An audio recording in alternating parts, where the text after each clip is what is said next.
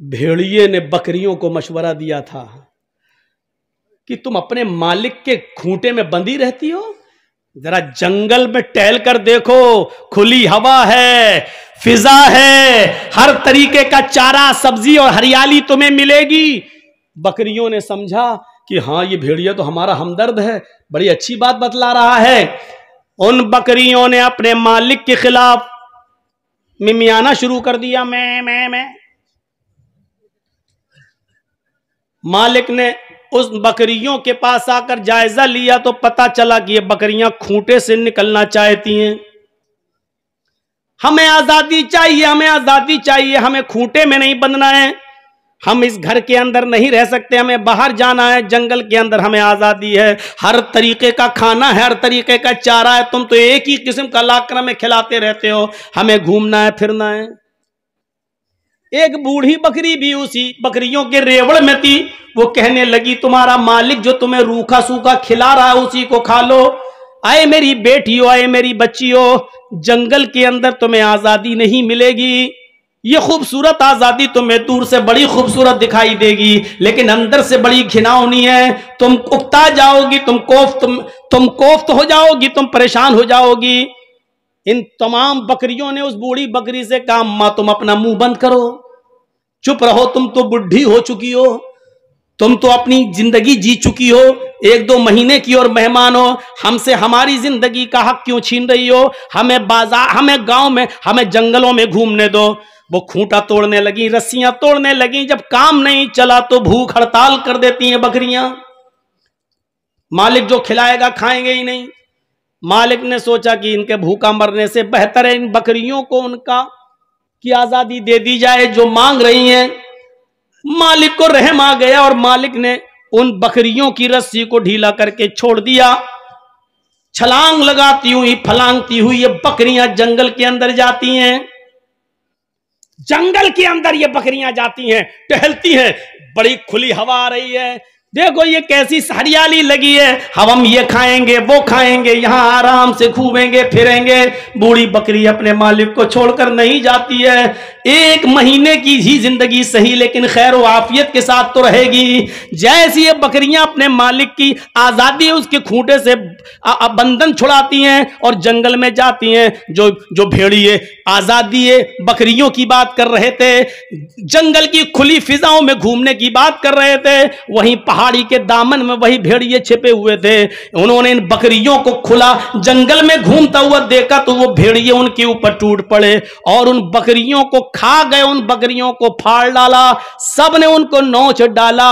आज जो औरतों की आजादी, उनको घरों से निकालकर आजादी की बात कर रहे हैं, ये वही भेड़िए हैं जंगल के, ये वही भेड़िए हैं जंगल के। इन औरतों को इतना आजादी दे दी जाएगी तो यही भेड़िए उनको नोच डालेंगे, खा डालेंगे। देख लीजिए कैसे कैसे वाकयात सामने आते हैं कि फलां मंत्री ने फलां की लड़की के साथ बलात्कार किया है, उसके बाप ने कोर्ट में मुकदमा दायर किया, गवाही देने जा रहा है तो बाप को भी रास्ते से हटा दिया। जो उस लड़की के फेवर में गवाही देने जाना चाहते थे उसकी उन गवाहों को भी मरवा दिया। आज देख लीजिए मेरे प्यारे साथियों, ये वाकयात आपको बहुत आसानी के साथ सुनने को मिल जाएंगे, पढ़ने को। जो आजादी है निस्वा, औरतों की आजादी का नारा लगाते हैं, वही छुपे हुए भेड़िए हैं जो इन औरतों की आजादी का नाजायज फायदा उठाते हैं। वरना बताओ कौन सा डिपार्टमेंट आज ऐसा है जो बदनाम ना हो और जहां लड़कियों को उनकी मर्जी के मुताबिक अगर कोई सर्विस या कोई नौकरी मिलती है और उनका जिस्म सही सलामत रहता हो। कोई एक डिपार्टमेंट बता दो जहां उनको उनकी मर्जी के मुताबिक डिपार्टमेंट मिलने के लिए उनके जिस्म का सौदा ना किया जाता हो। और इस मामले में फिल्मी दुनिया सबसे ज्यादा बदनाम है। मेरे प्यारे साथियों, यही वो आजादी है जो तुम मांग रही हो और ये वही भेड़िए हैं जो तुम्हारी आजादी की फिक्र कर रहे हैं और तुम्हें हक दिलाना चाहते हैं। मेरे इस मामले को हमारी मां और बहनों को सोचना पड़ेगा और समझना पड़ेगा। इस्लाम ने तुम्हें जितनी आजादी दी है उतनी काफी है और जितना तुम्हें किसी बंधन में रखा है वो तुम्हारी हिफाजत के लिए, तुम्हारी तुम्हारी कीमती चीज की हिफाजत के लिए। जरा तसव्वुर करो, तुम्हारी वो कीमती चीज है, उस कीमती चीज की हिफाजत के लिए अल्लाह के नबी ने ये उसूल बना दिया कि अगर किसी की माँ, किसी की बहन, किसी की बेटी घर के अंदर मौजूद है और उसके दरवाजे बंद हैं, फिर भी कोई सुराख से झांक कर तुम्हारे घर में तुम्हारी माँ, बहन, बेटी की इज्जत व आबरू को देखना चाहता है और तुम्हारी नजर उसके ऊपर पड़ जाती है कि कोई है जो हमारे बंद दरवाजे और बंद खिड़कियों के बावजूद हमारे घर की जासूसी कर रहा है, हमारी माँ, बहन, बेटी को तक रहा है, तो उस आदमी को हक दिया है कि वो दरवाजा खोले, चाकू या छुरी लेकर आए और घर की जासूसी करने वाले, ताक झांक करने वाले का मर्डर कर दे, उसको कत्ल कर दे, तो कत्ल करने वाला गुनाहगार नहीं माना जाएगा। हम भारतीय लॉ के हिसाब से बात नहीं कर रहे, हम इस्लाम की पैराए में बात कर रहे हैं। जरा तसव्वुर करो कि वो कितनी कीमती चीज है जिसके लिए इस्लाम इस बात की इजाजत देता है कि अगर अपनी माँ, बहन, बेटी की इज्जत व आबरू के बचाने के लिए अगर तुम किसी का मर्डर करते हो, कत्ल करते हो, तो तुम कातिल नहीं लिखे जाओगे, और अगर जवाब में उसने तुम्हें मार दिया तो तुम शहीद कहलाओगे। जरा तसव्वुर कीजिए, कहां हैं हम। तो मुनाफिकों ने कौन सा लफ्ज इस्तेमाल किया था? औरत। इन्ना बुयूतना औरतुन, हमारे घर नंगे हैं। आइए, कुरान ने जो पर्दा बताया है, कुरान ने जो पर्दा बताया है, जिन लोगों से पर्दा बताया है, वो एक लंबी लिस्ट है कि इनसे पर्दा, इनसे पर्दा, इनसे पर्दा, इनसे पर्दा, और जिनसे पर्दा नहीं है उसकी भी एक लंबी लिस्ट है। इनसे पर्दा नहीं, इनसे पर्दा नहीं, उसमें बाप भी शामिल है, ससुर भी शामिल है, इनसे पर्दा नहीं है। इसी तरीके से सास का दामाद से पर्दा नहीं है। पूरी एक लिस्ट है कुरान की। उस लिस्ट को बताते बताते कुरान करीम में यह आयत भी मौजूद है, अब तिफलिल्लज़ी लम यज़हरू अला औरातिन निसा, यहां पर भी औरात का लफ्ज इस्तेमाल हुआ है। यहां पर भी औरात, औरत का प्लूरल औरात यूज किया गया है। अब तिफलिल्लज़ी लम यज़हरू अला औरातिन निसा, तिफल कहते हैं छोटे से बच्चे को। तिफल जो बच्चा भी घुटनों के बल चलता है या उठ के चलता है, 5-6 साल का है, चल रहा है, उठ रहा है। कुरान इस बच्चे के बारे में कह रहा है, आए औरतों, आए ख्वातीन, आए मेरी बंदियों, तुम इनसे इनसे इनसे पर्दा नहीं कर सकती हो। ससुर से पर्दा नहीं है, शौहर से पर्दा नहीं है, बेटे से पर्दा नहीं है, इनसे पर्दा नहीं है। अब तिफलिल्लज़ी लम यज़हरू अला औरातिन निसा, तुम्हें पर्दे में छूट देते हुए उन बच्चों को से भी पर्दा न करने की छूट दी जा रही है कि तुम उन बच्चों से भी पर्दा नहीं कर सकती हो। अला औरातिन निसा, जो अभी औरतों के पर्दे, उनकी सतर, उनकी शर्मगाह और उनके नंगेपन के बारे में नहीं जानते, यानी उन बच्चों से भी पर्दा नहीं है जिनको अभी औरत के खुफिया अंदरूनी मामलात के बारे में जिनको इल्म नहीं है, उन बच्चों से भी पर्दा की छूट है, तुम उनसे भी पर्दा नहीं कर सकती हो, कोई गुनाह नहीं है। तो बताने का मकसद यह था कि यहां क्या इस्तेमाल किया गया? औरत का प्लूरल औरात, यानी इनसे भी पर्दा ना करो। खुले, इनके सामने भी खुले आम आ सकती हो, इनको अपनी गोद में बिठा सकती हो, और छोटे छोटे बच्चों को अपनी गोद में लेके तुम उनको भी चूम सकती हो, बोसा ले सकती हो, कोई हर्ज की बात नहीं है। छोटे छोटे बच्चों से तुम हाथ भी मिला सकती हो, मुसाफा भी कर सकती हो। ये है इस्लाम। आइए एक हदीस बताता हूं आपको। अल्लाह के नबी सल्लल्लाहु अलैहि वसल्लम मस्जिद के अंदर दाखिल हुए, मस्जिद नबवी, अपनी मस्जिद। जब मस्जिद में दाखिल हुए तो एक सहाबी मस्जिद के अंदर लेटे हुए थे, और उस सहाबी का नाम था जरहद। अबू दाऊद की रिवायत है, वो उस सहाबी का नाम था जरहद। तो मस्जिद के अंदर लेटे हुए थे और उनकी लुंगी घुटने से ऊपर आ गई थी, ये यहां, यानी ये हिस्सा खुल गया था। रान ही बोलते हैं ना आपके यहां, चलिए इसको रान बोलते हैं। ये हिस्सा खुल गया था। कभी कभी पूछना पड़ता है, पता नहीं हम रान कह दें और आप समझ ही ना पाए। तो घुटने से ऊपर का हिस्सा है ये रान खुल गया, सो रहा है, सोता मरता बराबर, सो रहा, और रान खुल गई। अल्लाह के नबी जब दाखिल हुए तो आपकी नजर उस रान पे पड़ गई, फौरन निगाह नीची कर ली। सोचिए रान, हम क्या क्या पहन के नहाते हैं, क्या पहन के हम खेलते हैं, क्या पहन के हम ट्रेनों में सफर कर रहे हैं। आज बहुत से लोगों को देखो इतना अंडरवियर पहना, ट्रेन में भी सफर कर रहे हैं, पता नहीं क्या। आज इतना इतना पहन के लोग क्रिकेट भी खेल रहे हैं। अरे मर्द तो मर्द, इतना कपड़ा औरतें भी पहन के खेल रही हैं। ओलंपिक देख लो, टेनिस देख लो, अब नाम नहीं लूंगा मैं, जरूरी नहीं सबका नाम लिया जाए, और नाम लेने की जरूरत क्या है। इस्लाम तो अलल ऐलान एक हुक्म नाफिज करता है, वो किसी के ऊपर भी जा सकता है। तो उस सहाबी की जब रान खुल गई तो अल्लाह के नबी सल्लल्लाहु अलैहि वसल्लम ने उनको आवाज दे के उठाया, जरहत जरहत जरहत। हजरत जरहत उठे क्या, तो आपने जो जुमला कहा, अमा अलिमता अन्नल फखिज़ औरतुन, देखिए जुमला और उस पर लफ्ज क्या, औरत, अन्नल फखिज़ औरतुन, आए जरहत अमा अलिमता, क्या तुम्हें नहीं मालूम, अमा अलिमता क्या तुम्हें पता नहीं है, अमा अलिमता क्या तुम्हें यह बात नहीं बताई गई, क्या तुम इस बात से वाकिफ नहीं हो, क्या इस बात से तुम्हें खबरदार नहीं किया गया, क्या तुम्हें नहीं मालूम, अन्नल फखिज़ औरतुन, कि रान भी बरहना है, रान भी सतर है, रान भी नंगेपन में शामिल है, यानी रान को भी छिपाया जाएगा।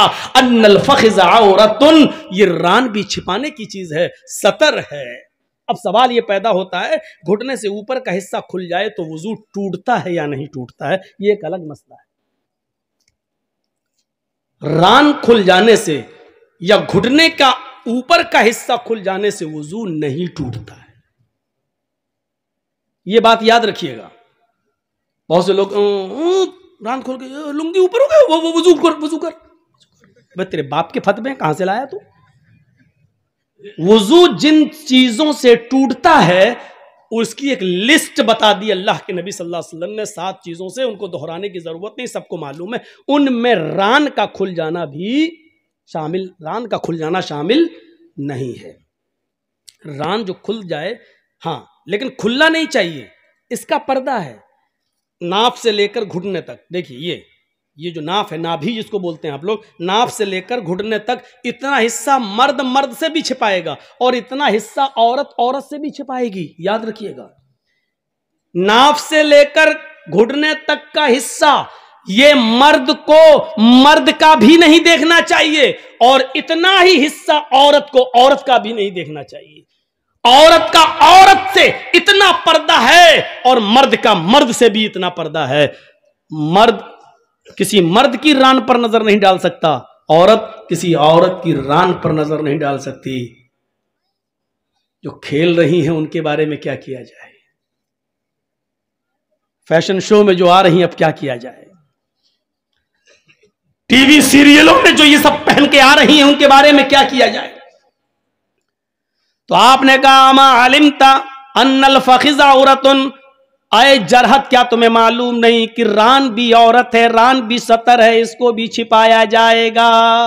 कितना क्लियर कर दिया है। अब क्या रह जाता है, क्या रह जाता है? औरत का माना क्या होता है?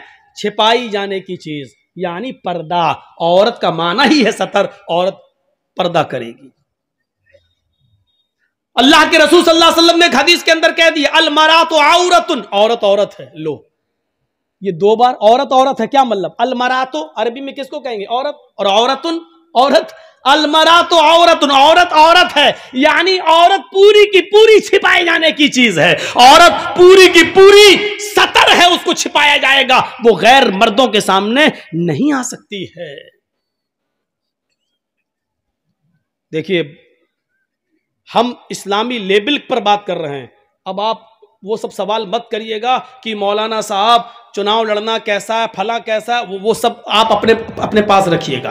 वो अपने इंडियन हालात के तहत और मद्देनजर आप अपना फैसला कीजिएगा। यहां हमें आपने राजनीति सुनाने के लिए नहीं बुलाया है, यहां कुरान और हदीस सुनाने के लिए आपने बुलाया। इसलिए मैं कुरान और हदीस का, बहुत सी डिबेटें होंगी, नहीं दिखाओ इस्लाम में कहां है, टीवी में चल रहा है, डिबेट चल रही है, हमारे मोबाइल में कुछ ऐप ऐसे भी हमने डाउनलोड कर रखे हैं कि कभी कभी सफर में हम सुन लें कि जी न्यूज क्या कह रहा है, इंडिया टीवी क्या कह रही है, तो हम लोग सुनते रहते हैं। डिबेट में एक ने तो यहां तक कह दिया, कोई लड़की ने, किसी मौलाना डिबेट में आए थे, उनसे कहा कि आप कुरान की कोई एक ऐसी आयत दिखा दो, एक ऐसी आयत दिखा दो कि जिसमें औरत को हिजाब का हुक्म दिया गया हो, पर्दे का हुक्म दिया गया हो। इस तरीके की डिबेटें हो रही हैं मेरे भाइयों, इस तरीके की डिबेटें। अलमरा तो औरतुन, औरत औरत है, पूरी की पूरी छिपाई जाने की चीज है। अन्निसा औरतुन, औरतें सतर हैं, यानी सारी औरतों को अपना जिस्म छिपाना होगा, सर से लेकर पैर तक अपने आप को गैर मर्दों के सामने छुपाना होगा। गैर मर्दों के सामने वो नहीं आ सकती हैं। कुरान करीम जनाबे मोहम्मद रसूलुल्लाह सल्लल्लाहु अलैहि वसल्लम की बीवियों को भी हुक्म देता है। सुनिए, कुरान नबी की बीवियों को भी हुक्म देता है, या निसा नबी लस्तुन्ना का अहदिम मिनन निसाई नित्तक़ैतुन्ना फला तग़ज़ाना बिल क़ौल फ़यत्मा अल्लज़ी फ़ी क़ल्बिही मरज़ वला तबर्रजन तबर्रुजल जाहिलियतिल ऊला।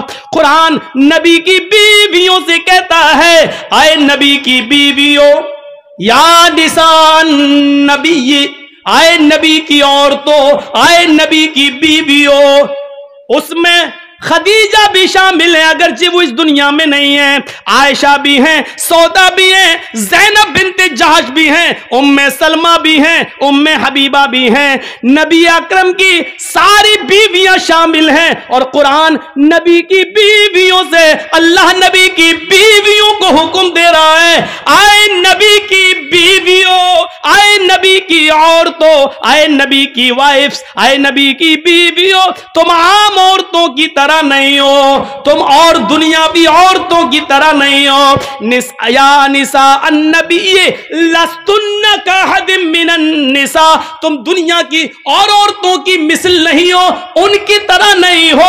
इन इत्तक़ैतुन्ना, अगर तुम अल्लाह से डरती हो तो, अगर तुम अल्लाह वाली हो तो, अगर अल्लाह का खौफ तुम्हारे अंदर है तो तुम और औरतों की तरह नहीं हो। फला तग़ज़ाना बिल क़ौल, आए नबी की बीवियों, अगर तुम्हारे पास कोई आ जाए और तुमसे गुफ्तगू करने लगे तो तुम मां हो सबकी, इसलिए आए नबी की बीवियों, जब तुमसे कोई आदमी बात करना चाहे, गुफ्तगू करना चाहे, तो तुम उनसे गुफ्तगू कर सकती हो, बातचीत कर सकती हो, लेकिन बातचीत करते हुए तुम्हारा लहजा नरम नहीं होना चाहिए। फला तग़ज़ाना बिल क़ौल, तुम्हारी बातचीत में नरमी नहीं होनी चाहिए, तुम्हारी बात में मिठास नहीं होनी चाहिए। जब तुम किसी से गुफ्तगू करो तो तुम्हारी आवाज में सुरीलापन, मीठापन नहीं होना चाहिए, बल्कि मामूली सख्ती होनी चाहिए, लहजे के अंदर थोड़ा कड़कपन होना चाहिए। अगर तुम नरमी से बात करोगी, अगर तुम स्वीट बनकर, सॉफ्ट होकर तुम किसी से गुफ्तगू करोगी, फ़यत्मा अल्लज़ी फ़ी क़ल्बिही मरज़, तो जिन मर्दों के दिलों में बीमारी है, इश्क का भूत और प्यार का भूत बहुत जल्दी उन पर चढ़ता है। फ़यत्मा अल्लज़ी फ़ी क़ल्बिही मरज़, जिनके दिलों में बीमारी है, वो तुम्हारे सॉफ्ट आवाज से, वो तुम्हारी नर्म मुलायम लहजे से तरह तरह के ख्यालात अपने दिल में पाल लेगा, तरह तरह के विचार अपने दिमाग में रख लेगा, अपने माइंड में ले आएगा। आए नबी की बीवियों, जब तुम किसी से बात करो तो तुम्हारी आवाज में नरमी नहीं होनी चाहिए। फ़यत्मा अल्लज़ी फ़ी क़ल्बिही मरज़, वरना बीमार दिल वाले तुम्हारी सॉफ्ट से, तुम्हारे नर्म लहजे से वो अपने दिमाग में, अपने माइंड में गलत ख्यालात पैदा कर लेंगे। यानी शायद ये सोच ले, होता ना किसी ने जी हाँ, हंस के मुस्कुरा के थोड़ी सी बात कर ले तो अब बार बार फोन होता है, रॉन्ग नंबर लग गया। अबे हमको पढ़ा रहे हो, ये रॉन्ग नंबर जो बार बार लग रहा है, क्यों लग रहा है? क्यों? ये उसी सॉफ्टपन का नतीजा है। अगर पहली बार लड़की फोन उठा के कहते कौन, क्या बात है, ये रॉन्ग नंबर लगा कैसे, क्यों आया, चलो ठीक है, पहली बार आ गया, आइंदा नहीं आना चाहिए, बस हो गया खत्म। गाली भी ना दो, हट हट चल, ये भी मत, ये कुछ कहने की जरूरत नहीं है, बस आवाज में थोड़ी सी सख्ती हो, नर्म लहजा ना हो, दोबारा आपके पास फोन नहीं आएगा, अरे बड़ी टाइट है। फयतमा लदी फी कल्बी मरज, आए नबी की बीवियों, इस तरीके की बात, नर्म लहजा नहीं होना चाहिए। वक़र्न फी बुयूतिकुन्ना, और अपने घरों को मजबूती के साथ लाजिम पकड़ लो, अपने घरों से बिला जरूरत तुम बाहर ना निकलो। बहुत सख्त जरूरत हो, बीमार हो, डॉक्टर को दिखाने जाना है तो आप जा सकती हो, अब हर संडे को ही नहीं जाओ, हर संडे को अपने मायके जाना है। आजकल सोशल मीडिया पे बड़े बड़े वो आ जाते हैं ना, कभी कभी लतीफ़े, संडे को शॉपिंग, हफ्ते को हम बाजार जाएंगे, संडे को अम्मा के यहाँ जाएंगे, मंडे को फला जगह जाएंगे, हैं अपने पति से कहती जा रही है, पति ने सब सुन लिया, फिर कहने लगा जी जुमे को मैं मस्जिद जाऊंगा। बीवी बोली वो क्यों? कहा भीख मांगने। जब 6 दिन तुम्हारे साथ इतनी जगह जाऊंगा तो फिर अब रह क्या गया, 7वां दिन अब है तो अब मस्जिद चला जाऊंगा, कटोरा लेके भीख मांगूंगा। 6 दिन का हिसाब तुमने जुड़ा दिया, 1 दिन का हमने जुड़ा दिया, अब रह क्या गया, जुमा बचा तो हम मस्जिद में चले जाते। हकीकत है कि इतने दिनों में तो हो ही गया।